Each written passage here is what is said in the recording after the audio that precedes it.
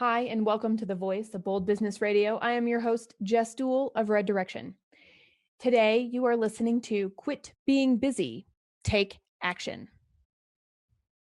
What does that actually mean, busy? What does that actually mean to take action? You hear me use the phrase purposeful action. It's one of the hashtags that I love to take advantage of as well. And then we've got, act to plan. We have get off our pity pots. We have whatever we've got that might be in your vocabulary that we share in vocabulary, yet mean different things to us. So today I talk with Teodora Petkova, who is an experienced author with a master's degree and works in the digital marketing and SEO industry. She and I are going to talk about what it means to quit being busy, what it means to take action, and we don't know where this conversation will go, because what I know about Teodora is she is thoughtful, she is creative, and she is willing to press the boundaries of what we pose and take us into new territories. So stay with us. We'll be back right after this. Welcome to the Voice of Bold Business, the show that provides everything smart leaders need to evaluate situations, build relationships, and create solutions. Jessica Dewell candidly talks about the skills necessary to build tenacity and do more with less. And now, here's Jessica. Teodora, how do you know when you've crossed the line from necessary work back into busy work? I know this very well when I stop having time, and that's it. I just feel like I'm pressed with time. I don't have enough time for each and every task I start to assign myself when I feel nervous and I want to do a lot of things. And then when I feel that, I try to go inwards and to see what is it that I'm procrastinating, or what is it that I'm trying to avoid with all these tasks that I'm assigning to myself. So the lack of time is my indicator that I'm on the wrong path. Mine is when I'm heavy, like Atlas holding the world, heavy. Mm-hmm. First, I feel like I have to get through the heaviness to then be able to reflect back and try not to make it happen again. Mm-hmm. And then by the time I'm out of it, I'm so glad I never look back until I find myself in this again. And here I am carrying the weight of everything on my shoulders again. So some of this show is for me. So it's interesting that you say you stop having time. It gives you a sense of going inward. When you recognize you have no time, how do you make the time to do that inner reflection? Well, recently, I started being super radical with this. I just stopped. I stopped doing anything, even the urgent things. I just take a step out of this. And this gives me the permission to proceed with awareness. I just allow myself to get rid of everything, which might send crazy signals to the outer world. But I prefer to try to find my integrity before I go on, which is a tough thing to do. It's not easy. I'm not very good at this. I'm practicing not for a long time, but still I know this is the way to go. That's pretty cool that you let it all go. I'm just like, can I pull an all-nighter and get this done? Yeah, but because if I do this, things will get worse. I just know this. You know that. So for you, trying to squish more into time when there's a lack of time actually compounds. Yeah, absolutely. My weight always comes down to tasks. When people come to me, and my team included, my husband, friends, and they're like, I've got this idea, or I want to do this thing, and here's how you can help me. And they list off all this stuff. As soon as I get a list, I feel the weight. Mm-hmm. And so in that moment, when I can make the weight, I go, oh, okay, here this pressure is coming. I must proceed with caution. What is the intention of saying yes? because they're my friend, because they're my husband, because it's part of my team? Or can I go deeper than that and say, is it because this is in line with the goal I'm reaching now? Or, oh my gosh, I'm not sure if this is on the path I'm supposed to be on, yet I know that doing this will get me experience I need along the way. And sometimes I'm just called to it. Sometimes I'm like, yep, that's what I'm supposed to be doing right now, regardless. And any one of those, at least there's a conscious choice to move forward. I like that perspective of first aligning to the intent of doing something and then making it in smaller parts, dividing it in tasks. And I'm curious, why would these tasks make you heavy? For me, it's of structure. I am really great at creating structure. In fact, I go in and I hold emotions and I hold space and I hold what needs to be held to have communication occur. And then from all of that, I create a structure to give organizations, right? That's what my team and I do. However, when it comes to me actually doing that, there is something about structure that I resist. And I resist it so much that I would rather be late. I would rather fail. I would rather make a fool of myself than have a list of things that have to be completed. Isn't that interesting? Yeah, it is. The Voice of Bold Business Radio is like one of my antidotes, one of the things I get to do within a structure. There's a lot of work that goes into it all week long. My biggest time commitment is Tuesday and Wednesday. And I have figured out I can get through, and it still feels like this. I can get through Tuesday and Wednesday because on Tuesdays we record.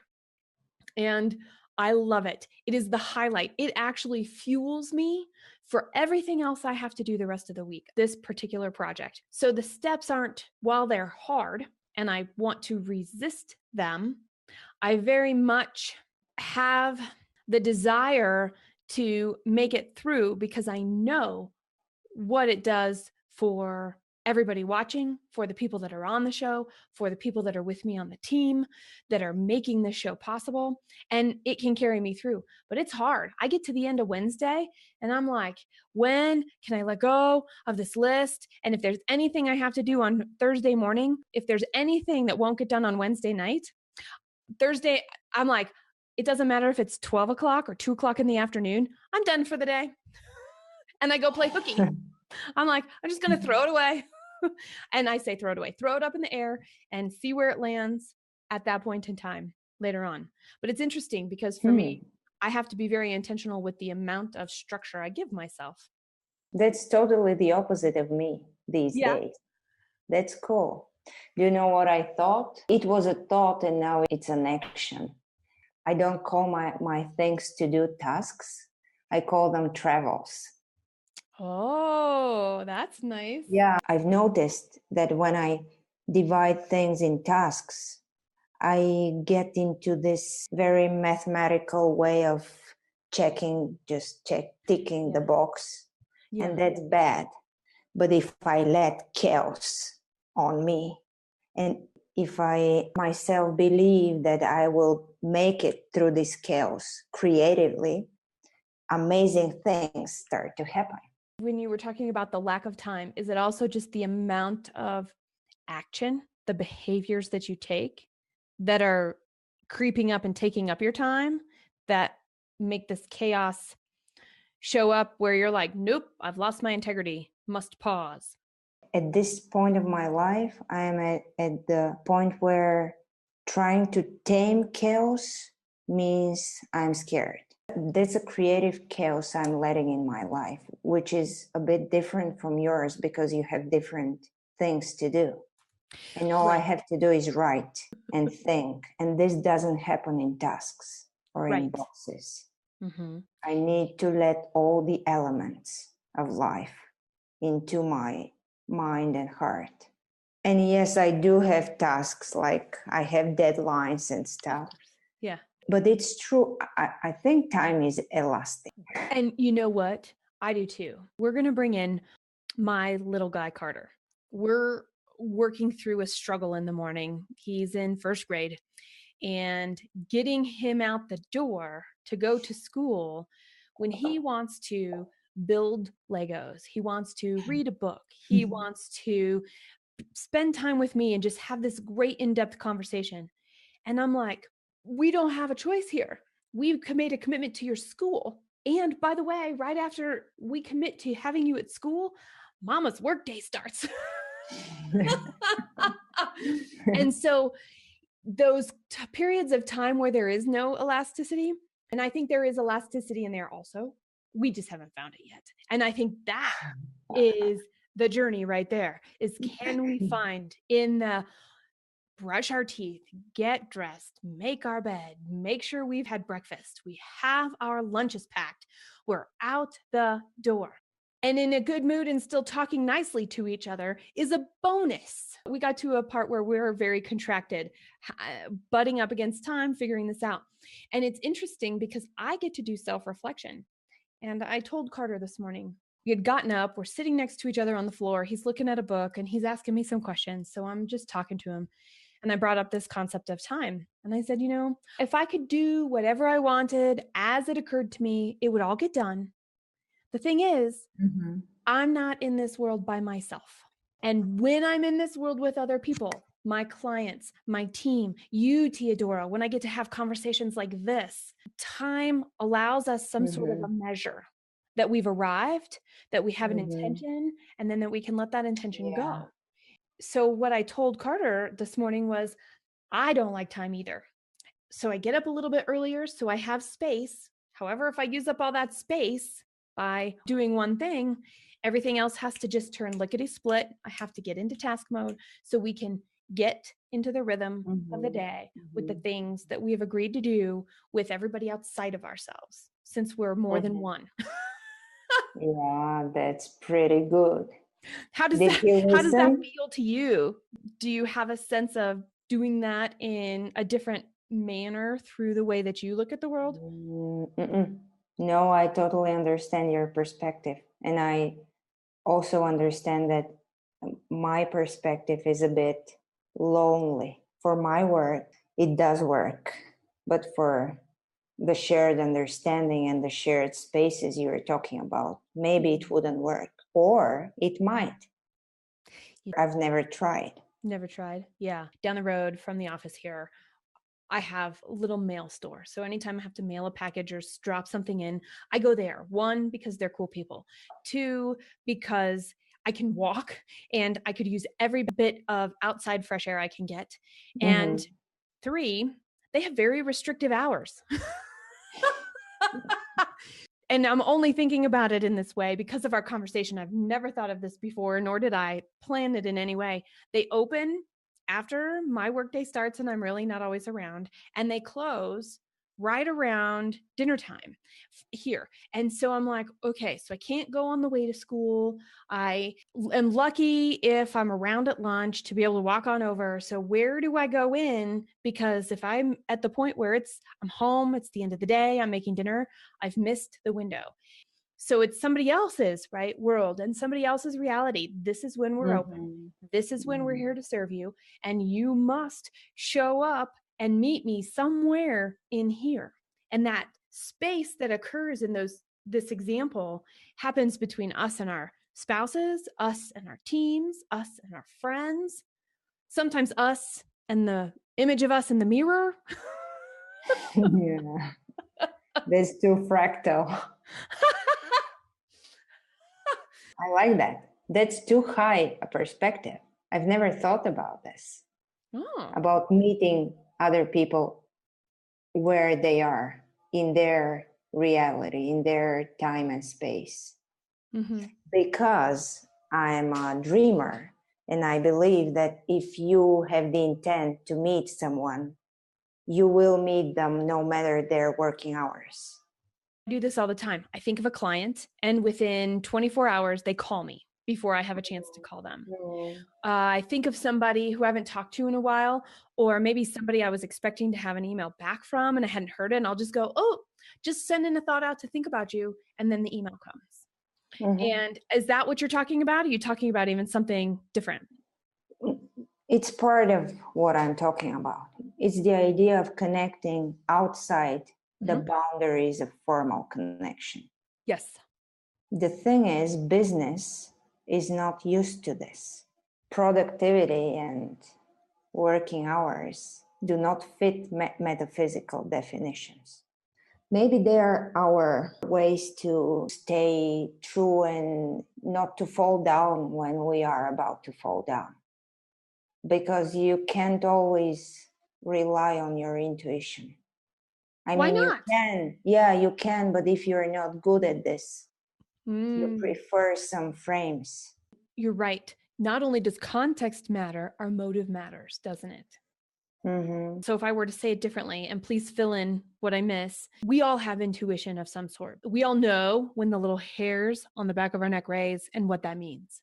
Yet we can use that same sense in other parts of our life outside of fight or flight and move it into a less stressful experience. Mm-hmm. Then when we are solving a problem, when we are in a difficult situation, when we're having the time of our life, we're making memories that we never thought we could make and doing things with people we never thought we might do, all of those things become almost one. And the feelings of the fear side are the other side as well, the unfear side, the positive side, the love side. I'm trying to build that bridge between love, fair, and deadlines, and contracts, and shared spaces and shared experience. I'm just thinking, are structures and schedules, are they legacy that we're just following, or they are the needed evil? I've been thinking about this a lot in a slightly different way because people want to say to me, they say, hey, let's get on a phone. And I look at my calendar because nobody can typically meet with me in the moment they say, let's have a conversation. So I'm like, sure, let's get something on the calendar. And then I get to the day, it's like this morning, or well, let's take yesterday. I get to yesterday, Monday, I look at my calendar and it's basically full. And even though I block times out to have this free space, I already know what's going to go in that free space, whom I'm going to call, what I would like to try and accomplish, maybe think about, explore a little bit. And so the time, it's really interesting that you were talking about time and making it elastic, because this goes back to my lack of structure. I'm like, okay, well, if you don't need that now, let's put something in the calendar. Let's get it on the books so that we know we can do it. And then we're running this calendar that was planned for us in the past. And what if it doesn't work anymore? In all these calendar things, although I have an enormous calendar with so many things to do, I miss this spontaneity and the idea of doing things that are not planned and the idea of just being. And what if we are powerful enough to let go of calendars and just flow? And I'm trying to do these months. It's a bumpy road, but it's my road. You are listening to the voice of Bold Business Radio. This is program 122, Quit Being Busy and Take Action. Some of the things we've been talking about today at the beginning of our conversation shaped and framed, how do we know when we've crossed that line? What does that look like? And then we talked about this concept of choice. We get to choose what we say, how we say it, what we do, when we do it, if we do it. And the fact that there is something bigger that is connecting us all.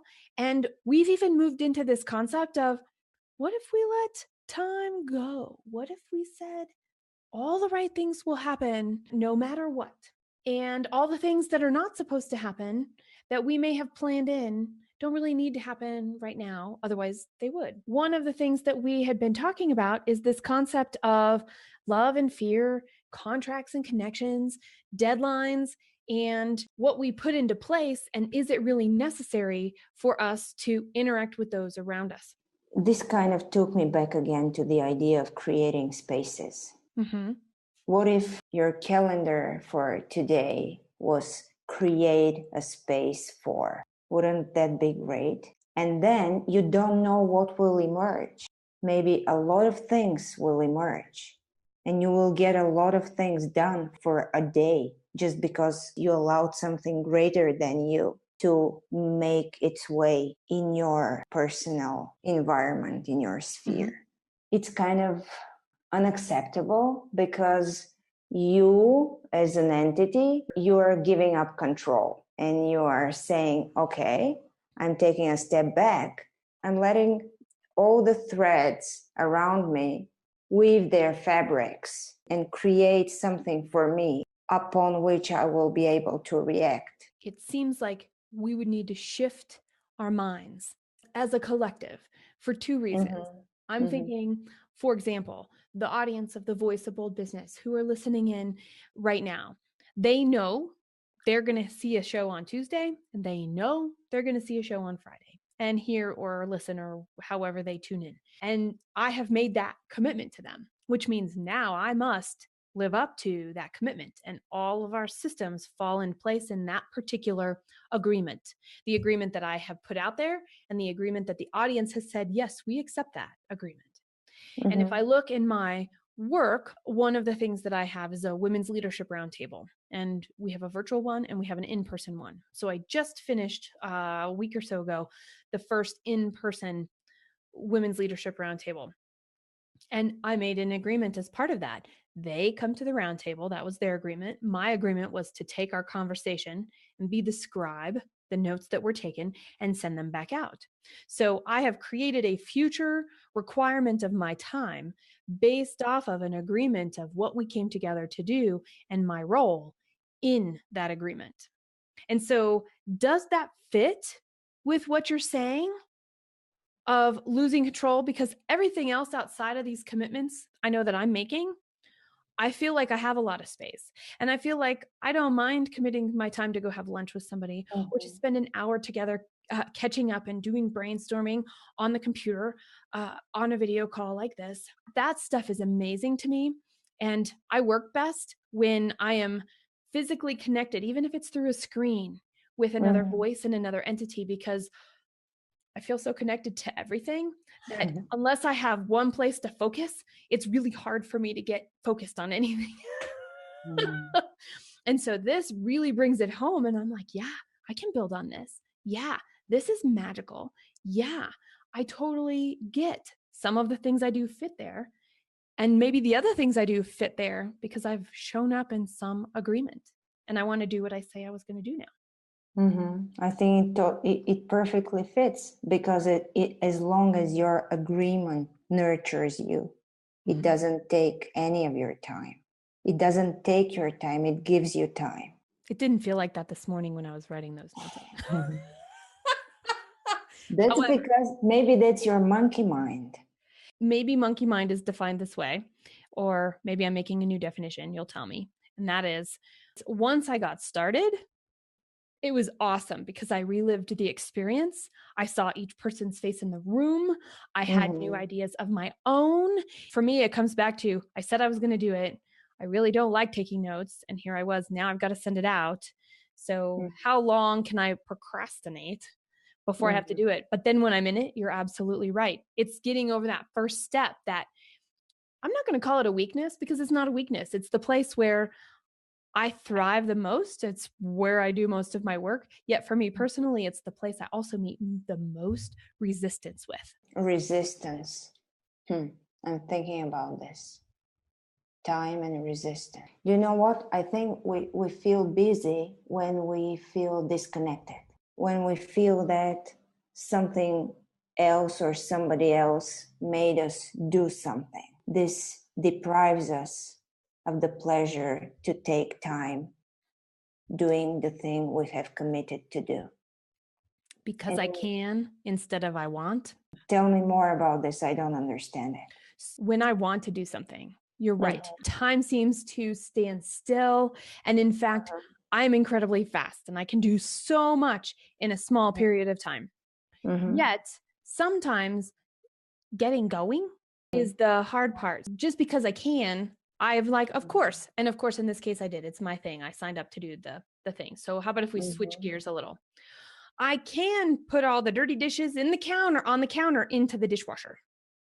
However, I get frustrated when I'm the one who puts everybody's dirty dishes that are on the counter into the dishwasher. And this could be at home. This could be at the office. It's just this thing. I like clean counters. And so I will resist. So I'm like, okay, when I'm doing it, it's great. It's a place for me to go in my own mind. Isn't that overthinking? Is it overthinking or is it just frustration? I think it's overthinking. Okay, tell me more about that. There is nothing positive or negative in putting the dishes in the dishwasher. I'm doing the same thing, but still, I'm aware that I'm projecting stuff. I'm not doing what I'm supposed to do. Just clean the space around me. I'm telling myself stories about how awful people are, that they didn't do this, and now I have to do this. And here I am losing 2 or 3 minutes of my time and a lot of my energy in overthinking instead of just peeling the potatoes. Brilliant. Yes. So I would say probably in terms of now going back to the other thing where when procrastination would come up for me, that sounds like, yeah, you're right. There's some sort of a story there. There's some sort of a message that is playing that's getting in the way. So maybe the question of time and managing your time and being not busy is a question of managing your mojo. I know exactly what you mean, because when I get frustrated, you know what I do? I make a call. It doesn't matter who I call. I could be having a technical problem and I call up the company. And as soon as they pick up the phone, what happens? It starts working again. And so all I say is, thanks for your mojo. Have a great day. I hope this is the easiest call you've got, and I hope you get more like it.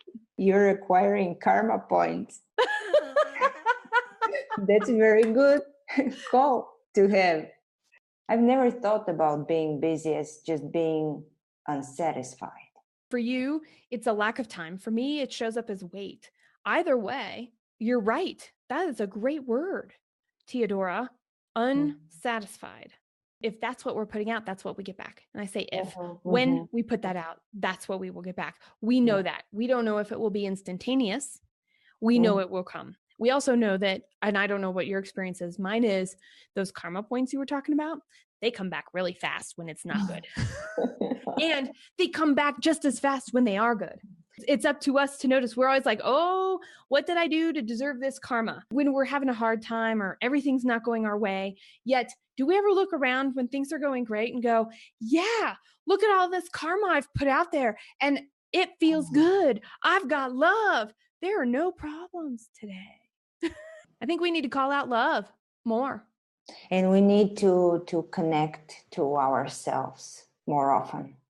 Yes. More often than we need to connect to our calendars. Maybe it will sound like heresy, but even your agreement about the notes, I think if you feel like not doing these notes and you know in your bones that you don't want to do them today, this is a message for you to experience what will happen if you won't do them.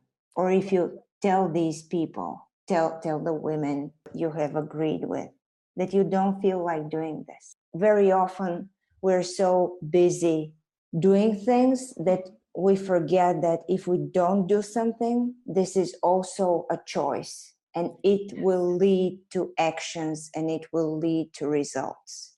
It was funny at the beginning when you said, I just stop everything. I just stop everything and I let it all go. And I don't care if it's urgent or not. I know you didn't say it quite that way. And I'm thinking to myself, you're my hero. And then I thought to myself, that's real because you called it integrity. And then a little bit later, you were talking about these connections and everything is going to happen because it shakes up the story. It shakes up what we think we're supposed to do, what we think other people want from us, what we think. And I think that's the biggest thing is sometimes, and I'm a big proponent of thinking, by the way, and you said it, overthinking can get in our way. And so the point where our thinking stops and our overthinking starts is where we go from making milestones, your travels, as you will, no matter what, standing in this place, receiving, going, well, nothing's happening. Where are my good karma points now? I'm not getting good or bad karma points right here. And in fact, we are, but we've got to shake it up so we can see it. The reason I'm so bravely saying that I stop things is also because recently I had this situation which really needed me to stop. I mean, my body needed to stop, etc., etc. And I was thinking, in such a critical situation, can you think? Can you do tasks? No, you can't. You need to live, and you need to save yourself, your body. And if we think about this in terms of our soul and in terms of our minds, it's the same. I thought I can push the limits without any break, but you can't. No, you cannot. That's not within the rhythm of life. And that is the biggest story we can tell ourselves, that we are so important, that we have to keep going, that we've made these agreements and we can't break them because of whatever the because is. Because people expect it from us, because we do what we say we're going to do, but because we don't know how to say no, because we scheduled in too much, because we bit off more than we could chew, because we don't know how to ask for help. Because we don't know how to communicate. I mean, this list can go on and on and on and on. And you're right. It shows up in our body. Some people lose their hair. Some people get back problems. Some people get so sick they can't get out of bed. Some people get fatigue. Some people end up with eating disorders and allergies. I mean, that list goes on and on too. And we tend not to look at what's going on in our bodies as a direct reflection of how we're showing up in this world. And when that stuff is showing up, when we choose to listen, it's a different kind of intuition. We had talked about intuition, and it's a different kind of love. Our ability to push through is no longer about love, no longer about satisfaction, being satisfied in the work our output, but also being satisfied with the result we get back. Because if we push out something without satisfaction anywhere in there, it's going to be way less satisfying to the person that it's being delivered to. Yeah, you're right. I wonder where this busy got so fabulous as a concept. It's nice to say I'm busy. Do you know what I mean? I know exactly. And I quit. I took busy out of my vocabulary because as soon as I say the word busy, I'm like, what's got to go? And I will go to my calendar and I will cancel things and I will maybe reschedule, but I try really hard not to reschedule. I try to just cancel what can come out, what can come out.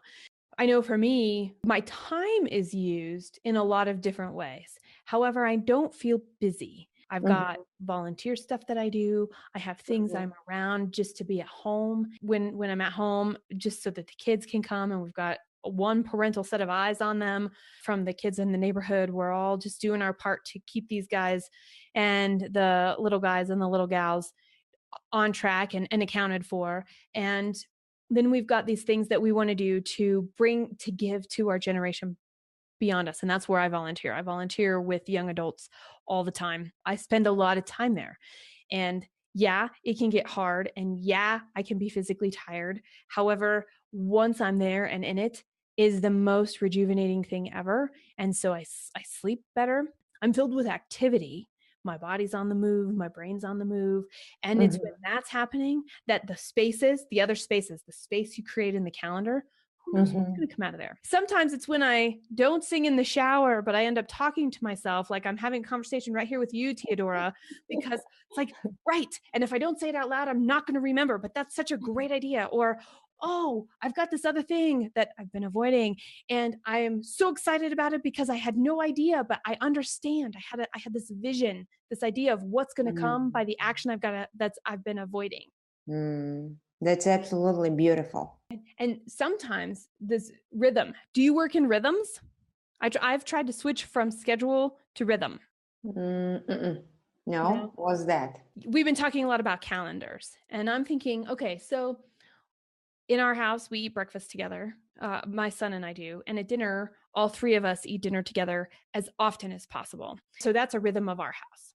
And then another rhythm of my day is sitting and reading a book. And it doesn't matter when it happens. However, if I can read a book for 10 minutes, any book, doesn't matter, then I feel more grounded and present and rejuvenated because it's outgoing and gregarious and energy expending as I can be. I've got to rejuvenate. Reading gives me a space and it allows me to rejuvenate. And I didn't know I needed to rejuvenate because my personality and my energy has always carried me through. And I think the story I was telling myself that it was infinite. And it is infinite. It also just has to be nurtured. Something popped up in my mind. I have this on every page of my calendar. Do what fills your soul first. Speaking about nurturing. When you nurture your spirit and yourself, then you have the power to do all kinds of stupid things. Well, not stupid, but, things that you have to do. Right. And sometimes they're stupid. Yeah, maybe I should be more polite and say things that honor other people's schedules and beliefs that business should be. Oh, I was thinking about, well, yes, like pay the bills. Like, yes, make the sales call. Like those things will nurture some people's souls and they will not be nurturing. They will take a lot of extra energy because there's a little bit of nervousness around that.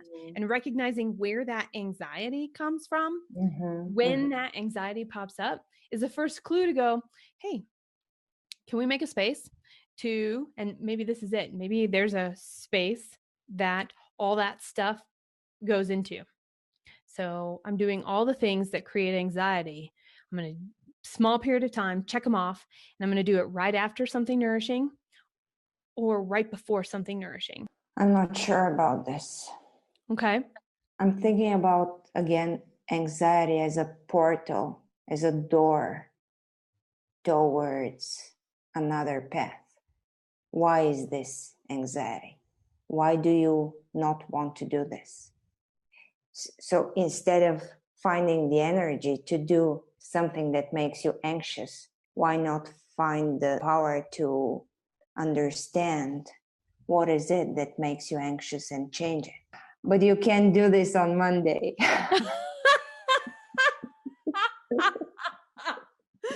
Oh, that's great. That's great. Okay. So thinking about this and thinking about what you're saying, and there's a quote, it's fear is excitement without breath. So I'm wondering, those things that we have resistance to, there's some sort of a fear. So if we breathed, would it become exciting? And then do we have to really analyze all that? Because I'll tell you what, I don't like analyzing all that stuff. Sometimes it's back there in the shadows on purpose. It will creep. When the time is right, I will have no choice because it will step into the light. But I don't like the idea of dealing with something at the moment when you think you don't have a choice. But that's a whole other set of awareness because we always have a choice. It may be bad to worse. It may be worst to worser. I know that's not a word, but still. We always have a choice. And sometimes our journeys take us there. And I'm sure there is going to be something after worser to whatever's next below that, other made up word that we haven't identified yet. And it does, it forces a hand, but it's like, hello, we've been telling you all along and you're choosing not to listen. Getting fired could be that way for somebody. The most ultimate, craziest, worst thing ever. And then it actually happens. Did it turn out to be so bad? Did it turn out to be so bad? So that fear and that reality check maybe has a place in there, and it also might be the lesson we need to learn. And the only way to learn it is through something extreme. It's beautiful how that's a paradox. Yes. Your thoughts, which are, you thought you're letting people down, at the same time, life awaiting for you with all its beauty. Yes. Again, this thinking and being, the being of life itself, which is so much bigger than the tiny lines that run through your head. So if we were to tie this back to busy, is it then that we fill our schedules up and we are busy instead of productive or fulfilled in the actions that we take because we don't feel connected to anything? Yeah, because And we've lost our creativity, pushing it back. our trust in the creative force of life. So we stopped being conductors. We stopped letting energy flow through us so that it can manifest in the best way. We decided to get this energy and build a calendar out of it. And so what would we do? I mean, we would let go. We would let go. Is an action. It is. It's the biggest of actions. What about a different kind of action? What if it's to choose one thing and only one thing and let everything else go? It's not a complete surrender. Yeah. But it's a conscious choice to say, if I already know, and maybe people don't, and if people don't know, I would say, sure, surrender and working toward that makes a lot of sense, because until we can truly surrender, we won't be able to see. Maybe though we know, maybe we have seen, maybe there's something that we're being called to do and called forward. And we need to understand that every step that we take, and you know what, we may be in situations where we've got to do things we don't like to get through to get to where we're going. There is grit in that. There's persistence and perseverance in that. So knowing where we're going and holding on to that one thing and making sure that everything that we must do and put up with and deal with and fight for is for that thing at the end. I think you're getting my letting go in a different nuance. I'm not saying letting go of tasks or letting go of commitments. I'm rather saying letting go of this inner voice that is saying, fight, deal, put up with, all the words that you just listed. Yes. Okay. Because they are just words and thoughts. Our job is to peel the potatoes with as much grace as we have. Letting go, for me at least, is letting go of my stupid thoughts and stories about my passion and about the things that I do. If a deadline or a sales call is needed for the greater purpose of me writing that blog post, then that is perfectly fine with me. And I just need to let go my assumptions that a sales call is a bad thing or anything else. It's just part of the journey. We are saying the exact same thing from the two different perspectives we started with. Yes, exactly. I was saying the same thing. I was like, just turn it all off. And I didn't say let go. I was just like, just ignore it and keep going. And you're like, put it in the bin. Send it out with the rubbish. This takes us to being busy thinking and not doing. Ooh. And again, to get back to Mondays, you can allow yourself to do a bit of overthinking on Mondays, but then you get to get the things done. All right, you heard it here. You heard us talk about how she stops having time when she's busy. And you heard me talk about heaviness and weight of things piling up when I have gotten into this concept of busy work, and the conversation and the path that it took, this journey and the bumps and there was cyclicalness. Oh boy, now I'm just making up more words. There was a cyclical nature of our conversation because we would go someplace and it would come back to this main concept, and it would go back and it would come back to this main concept. And there were two main concepts: our definition of calendar, and the second is our definition of fulfillment. And the second one, the fulfillment piece, came up more towards the end, yet it was there from the very beginning. So as you reflect back, take a look. Can you see both pieces, the calendar and the fulfillment piece, being involved in, are we busy? It's up to you and I to decide what it means to be a leader today. We're doing it. We're showing up every day. We are taking action. Now, whether the action is fruitful, whether it is fulfilling, whether it is useful is a whole other story. And that's why we are here to learn, to see what's going on, to take a chance and expand our own awareness and go into places we might not normally think about, just to see if something fits and if it's worth trying or not. The big key here is or not. And or not is equal to whatever action we take. Take the action is equal to or not take the action. Share a story. Share an experience that you've had of when you have been able to define and refine the nuance from being busy and taking action, and when you move between the two. Effective leadership comes from the decision to quit being busy and to take action. Subscribe at thevoiceofboldbusiness.com and get more information, program notes, and past episodes. Bold leaders approach each situation and focus on action to achieve a higher level of leadership. Jessica Dewell, your business advocate, is the host of the Voice of Bold Business Radio. Thank you for joining us.